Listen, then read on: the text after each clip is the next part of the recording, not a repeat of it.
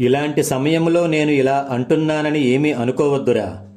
మన స్నేహంలో నీకు దాదాపు 1000 సార్లు చెప్పాను. మరణం మన చేతిలో లేదురా. అందుకే బ్రతికుండగా, అందున స్పృహలో ఉన్నప్పుడే కుటుంబంతో పాటు సమాజ ధర్మాన్ని కూడా పాటించు అని. నువ్వు వినలేదు.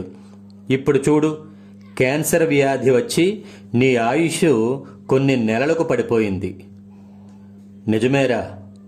ఒక్క నేను మాత్రమే కాదు, ఈ ప్రపంచంలో నా కుటుంబం అని ఎన్నో కలలు కంటూ ఆ కలలు పూర్తి చేసుకోవడంలో మొత్తం జీవితాన్నే ఖర్చు చేస్తూ, నువ్వన్నట్టు చివరకు తన గురించి తాను ఆలోచించుకునే విషయాన్ని మరచి, మరణం అనేది ఒకటి ఉంటుంది అనే తలంపే లేకుండా సంసారం అనే మాయలో పడి అటు కుటుంబానికి, సమాజానికి, ఇటు తనకు కూడా పూర్తి న్యాయం చేసుకోకుండానే కోట్లాను కోట్ల మంది జీవితాలు తెల్లారిపోతున్నాయి.